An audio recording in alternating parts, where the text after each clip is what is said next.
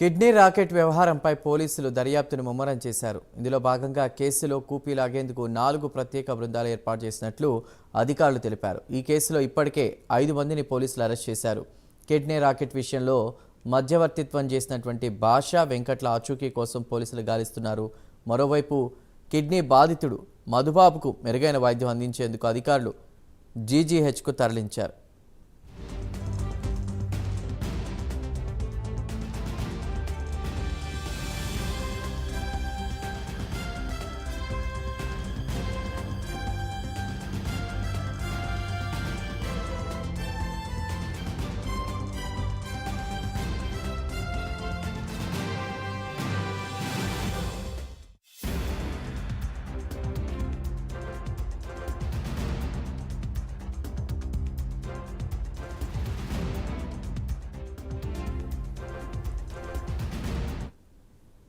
Kidney రాకెట్పై దర్యాప్తును ముమ్మరం చేశారు పోలీసులు. ఆ వ్యక్తుల కోసం గాలిస్తున్నట్టు తెలుస్తోంది.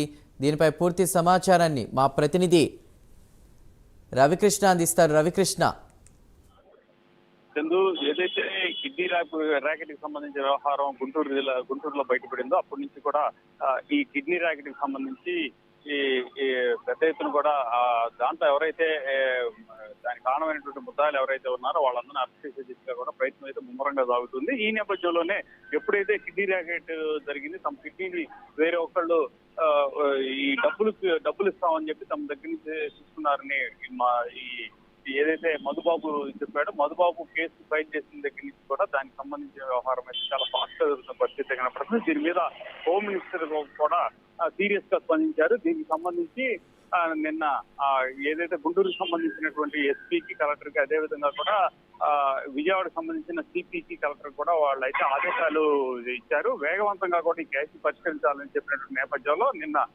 ఎవరైతే కిడ్నీ బాధితుడైనటువంటి మధుబాబు ఉన్నాడో మధుబాబుని నగరంపాలెం పోలీస్ స్టేషన్ కి పిలిపించారు. అక్కడ ప్రత్యేక అధికారిగా కూడా డిఎస్పీ మహేష్ అక్కడికి రావడం జరిగింది. అసలు జరిగిన వ్యవహారం మొత్తాన్ని కూడా ఆయన రికార్డ్ చేయడం జరిగింది. దీనికి సంబంధించి మొత్తంగా కూడా ఎవరైతే ముద్దాయిలుగా ఉన్నటువంటి వ్యక్తులు ఎవరైతే ఉన్నారో, మధ్యవర్తిగా వ్యవహరించిన వ్యక్తులైనటువంటి భాషా వెంకట్ల ఆచూకీ కోసం మాత్రం ప్రయత్నించిన పరిస్థితి కనపడుతుంది. ఈ కిడ్నీ ర్యాకెట్ కి సంబంధించి మొత్తం 5 మీద కేసు నమోదు చేసినట్టుగా కూడా తెలుస్తుంది. ఈ కేసులో వెంకట సుబ్రహ్మణ్యాలు గుర్తించడం అయితే జరిగింది. భాషా కోసం అయితే మాత్రం తీవ్రంగా గాలిస్తూ ఉన్నారు. ఇతను గతంలో కూడా పలుమార్లు ఇదే విధంగా మోసాలు కూడా వాళ్ళ దర్యాప్తులు తెలుసుకున్న పరిస్థితి కనపడింది.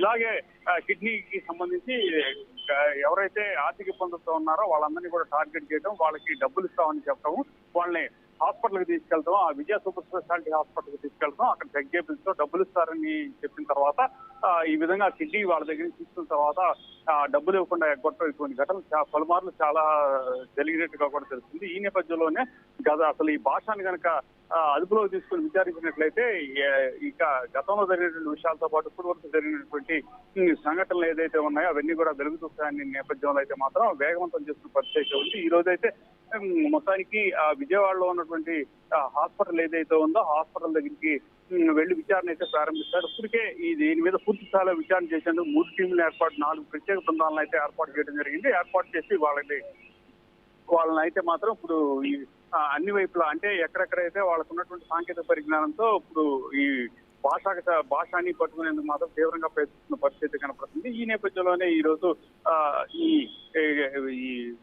ఈ ప్రత్యేక అధికారిగా ఉన్నటువంటి డిఎస్పీ మహేష్ అక్కడికి వెళ్ళడం జరుగుతుంది. వెళ్ళి అక్కడ విచారించే పరిస్థితి ఉంది. ఇక కిడ్నీ ర్యాకెట్ కి సంబంధించినటువంటి పలు కీలకమైనటువంటి విషయాలు బయటపడేటువంటి అవకాశం ఒకసారి విచారిస్తే కానీ తెలియదు అన్నట్లుగా కూడా నిన్న ఇచ్చినటువంటి ఆయన మీడియాతో మాట్లాడిన పరిస్థితిలో తెలియజేశాడు. ఈ నేపథ్యంలోనే ప్రజెంట్ అయితే మాత్రం అక్కడ కిడ్నీ ర్యాకెట్ కి సంబంధించిన వ్యవహారంలో నిర్దిష్టంగా కూడా ఖచ్చితంగా వాళ్ళని అదుపులో తీసుకోవాలి, విచారించాలి. గతంలో జరిగినటువంటి కిడ్నీకి సంబంధించినటువంటి ఇటువంటి సంఘటనలు ఏవైతే ఉన్నాయో వాళ్ళ అన్నిటి మీద కూడా ప్రత్యేక దర్యాప్తు చేసే దిశగా కూడా పోలీసులు కదులుతున్న పరిస్థితి కనపడుతుంది. రవికృష్ణ, ఈ మధ్య కాలంలో ఇలాంటి కేసులు ఒకదాని తర్వాత ఒకటి చూస్తూనే ఉన్నాం. అయితే ఇలాంటివి మళ్ళీ రిపీట్ కాకుండా ఉండడానికి అధికారులు ఏం చెప్తున్నారు? మరోవైపు మధుబాబు హెల్త్ కండిషన్ ఎలా ఉంది? మెరుగైన వైద్యం కోసం జీజీహెచ్కి తరలించినట్టు చెప్తున్నారు. ప్రస్తుతం అతని పరిస్థితి ఎలా ఉంది? నెల 15వ తారీఖున మధుబాబుకి ఆపరేషన్ చేశారు. ఆపరేషన్ చేసి అతని మాటల్లో అయితే మాత్రం తనకి ఎడం వైపు కిడ్నీ తీస్తానని చెప్పి కుడివైపు కిడ్నీని తొలగించారు అని అతను తెలియజేశాడు. ఆ తర్వాత ఎస్పీ ఆఫీస్కి వచ్చినటువంటి క్రమంలో అక్కడైతే మాత్రం అతను చాలా నీరసంగా కూడా ఉన్నట్లు, చాలా బలహీనంగా ఉన్నట్టు కూడా కనిపించాడు. అతను మాట్లాడటానికి కూడా ఇబ్బంది పడుతున్న పరిస్థితులు అయితే కనపడినాయి.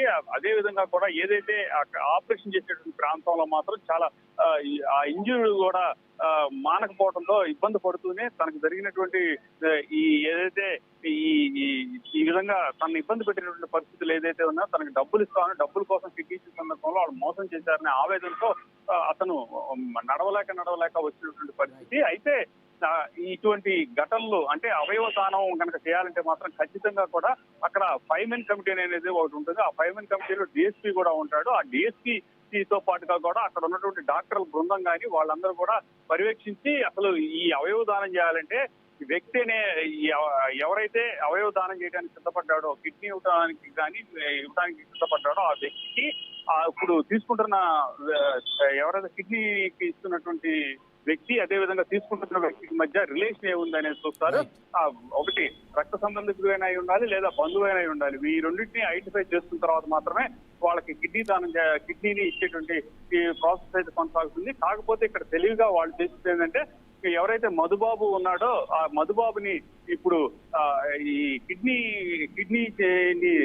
ఎవరైతే తీసుకున్నారో అతనికి సంబంధించినటువంటి బంధువుగా చూపించడం జరిగింది. చూపించి కిడ్నీని తీసుకున్నారు. ప్రెజెంట్ అయితే మాత్రం జీజీహెచ్ లో అతనికైతే మాత్రం మెరుగైన వైద్యం మధుబాబుకి అందిస్తున్నారు. అతని కండిషన్ మాత్రం కొంత ఇబ్బందికరంగా ఉన్నట్లు కూడా తెలుస్తుంది. Right thank you Ravikrishna.